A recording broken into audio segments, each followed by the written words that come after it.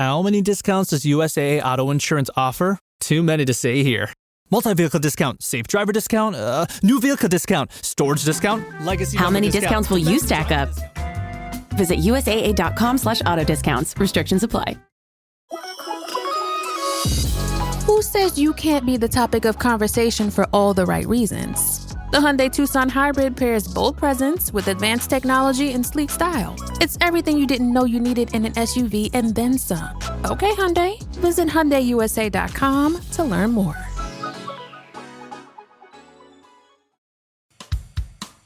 Welcome to Fun Facts Daily, your source for just the good stuff. Monday through Friday, we're bringing fun facts and news you can use, all carefully curated to uplift and inform. So give yourself a break, relax, and learn something awesome in just a few minutes every day. Hi everyone, thanks for tuning in to Fun Facts Daily. I'm your host Kyle Wood. Today, we're going to be learning all about crayons. Taking a few minutes to learn something new every day is a great habit to keep your brain healthy and sharp, but it's also important to make it a habit to think critically and ask questions about what we read, see, or hear. So before we get into the facts, let's warm up our brains with a little challenge to see if you can tell truth from fiction. Consider this. We know crayons are essential tools in classrooms, but what about in the final frontier? With all their high-tech equipment, would you believe that NASA astronauts on space missions have used crayons as a reliable writing tool? What do you think? Is the idea of astronauts writing in crayon an out-of-this-world amazing true fact, or just a tall tale? We'll find out at the end of this episode.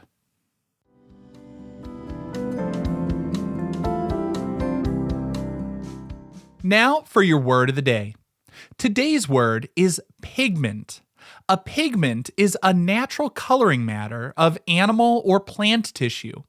In the case of crayons, pigments are finely ground powders, which are mixed with melted wax to give each crayon its unique color. The word pigment comes directly from the Latin word pigmentum, which means coloring matter or paint.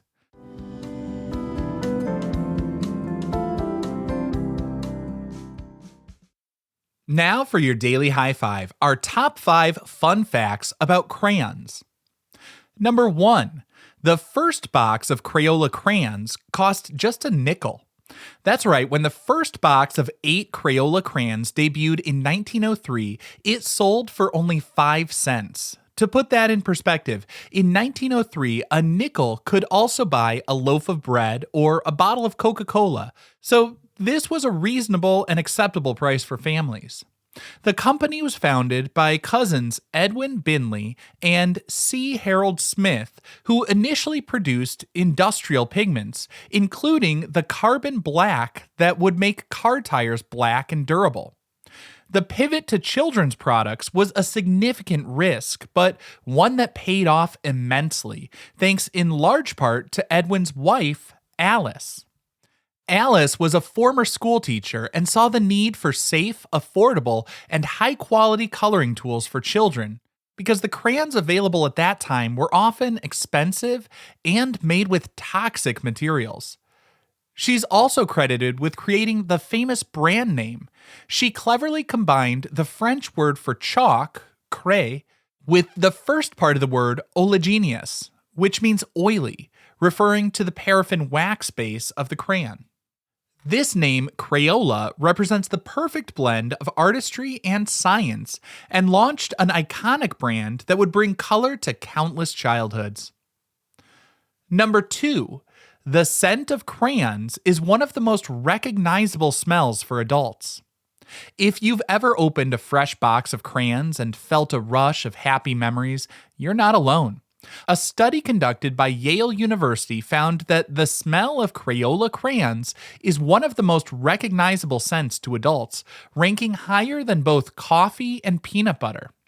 For many people, the distinct aroma is strongly linked to positive memories of childhood, school, and creativity. This is because our olfactory bulb, which processes smells, has a direct and powerful connection to parts of our brain that handle memory and emotion. This powerful link between smell and memory is often called the Proust phenomenon, named after author Marcel Proust, who described a vivid memory triggered by the taste of a cookie. The signature scent of crayons comes from stearic acid, which is derived from beef fat and is a key ingredient added to the paraffin wax. This waxy substance is essential to the crayon's consistency and durability, and as it turns out, it's also the secret ingredient to an unforgettable smell of childhood. Next up, the world's largest crayon is longer than a school bus. In 2003, to celebrate its 100th anniversary, Crayola created the world's largest crayon. This gigantic crayon, nicknamed Big Blue, is an incredible 15.6 feet long and weighs a staggering 1,500 pounds, about the same weight as a grand piano or a small cow. To create this colossal blue crayon, Crayola launched a campaign asking children to donate their unwanted blue crayon nubs. They received hundreds of thousands of blue crayon pieces from all over the United States. The process of making Big Blue was a huge undertaking. A custom, one-of-a-kind mold had to be constructed just for the project. The collection of crayon pieces were then melted down in massive vats and poured into the mold to create the final product.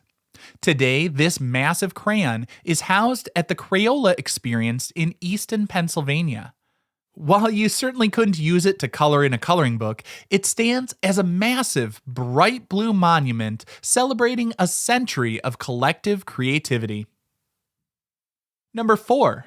Crayola produces nearly 3 billion crayons each year. The sheer volume of crayons produced just by Crayola each year is astounding. The main factory in Easton, Pennsylvania, manufactures up to 12 million crayons every single day. If you were to lay all the crayons produced in 1 year, end to end, they would be long enough to circle the entire globe more than 6 times. It's estimated that the average child in the United States will wear down about 730 crayons by their 10th birthday. That's a lot of coloring. The production process is a marvel of efficiency. Hot liquid wax is mixed with powdered pigments and then poured into molds containing the shape of 100 crayons at a time. This process is done on a rotary molding machine.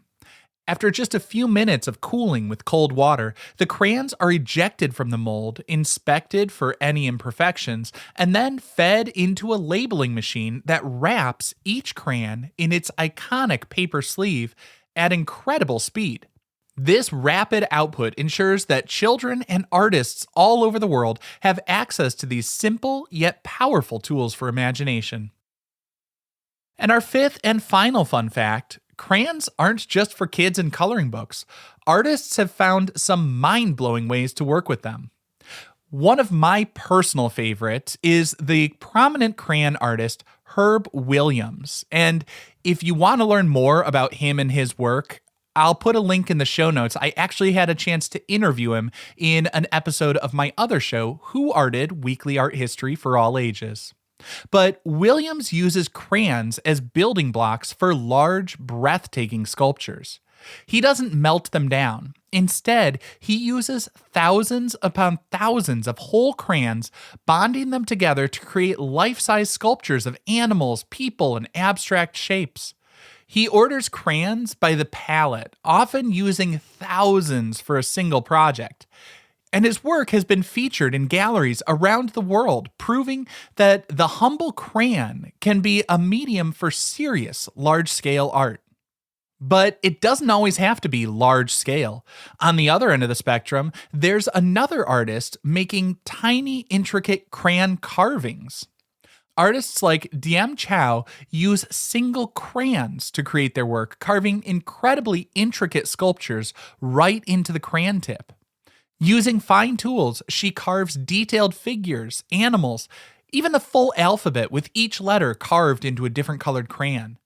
These two are just among many artists showing the amazing versatility of the crayon. It can be a handy, simple tool for drawing, but it can also create massive, colorful structures or tiny, delicate masterpieces. As with most media, the only real limitation comes from the artist's imagination.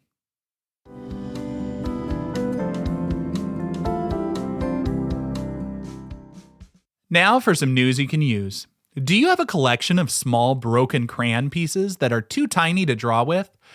Don't just throw them away. You can give them a second life by creating new custom crayons.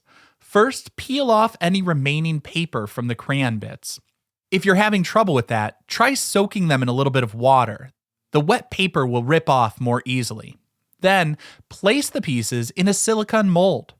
While a standard muffin tin works great for creating chunky, easy-to-grip crayon discs, you can get a bit more creative. Try using silicone baking or candy molds to form crayons into all sorts of fun shapes, like gummy bears, hearts, stars, or building blocks. You can melt crayons into anything your heart desires.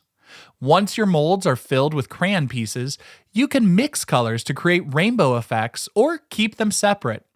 Any young listeners should have a grown-up help you bake them in an oven preheated to about 250 degrees Fahrenheit or 120 Celsius for 10 to 15 minutes or until the wax is fully melted. Let the molds cool completely on a flat surface. Once the wax is hard, pop out the brand new custom crayons. They make fantastic party favors, gifts, or just a fun new tool for your next art project.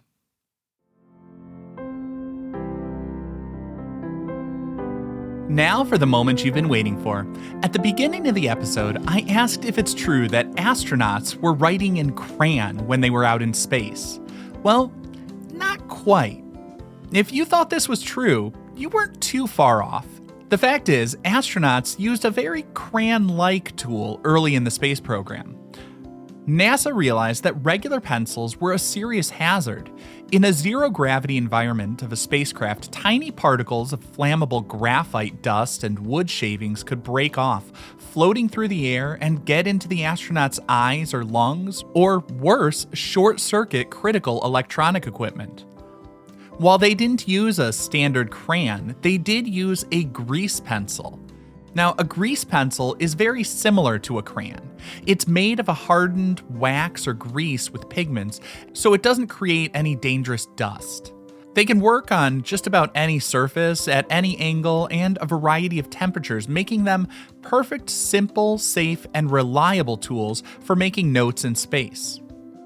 Colored pencil is actually very similar to a crayon also. The core of a colored pencil is a pigment, usually with wax as a binder to hold it into that rod with the wood casing around it. And colored pencils have definitely made their way into space. In 1965, the Russian cosmonaut Alexei Leonov performed the first spacewalk in history, and tucked into his spacesuit were specially made colored pencils. So during that historic spacewalk, he also created the first work of art ever made in space. It was a simple but beautiful drawing of a sunrise as he saw it from outer space. Of course, since then, NASA has come to rely more on the astronaut pen, officially known as the Fisher Space Pen. It's a marvel of mid-century engineering designed to write in the most extreme conditions imaginable. It was invented by Paul C. Fisher in the mid-1960s to work around the fact that ordinary ballpoint pens rely on gravity, making them useless in a zero-G environment. The Space Pen's secret is its sealed ink cartridge, which is pressurized with nitrogen gas. This pressure forces a special gel-like ink toward the tungsten carbide ballpoint, allowing the pen to write flawlessly upside down, underwater, on greasy surfaces, and in temperatures from -30 degrees to 250 degrees Fahrenheit. Now, I hope you enjoyed learning about crayons with me today, and I guess a little bit about colored pencils and pens too. And if you did enjoy the show, be sure to hit that follow button, leave a kind rating, and tune in every weekday for even more fun facts. Fun Facts Daily is an Airwave Media podcast. It was written, recorded, mixed, and edited by me, Kyle Wood. Thanks for sharing a part of your day with me.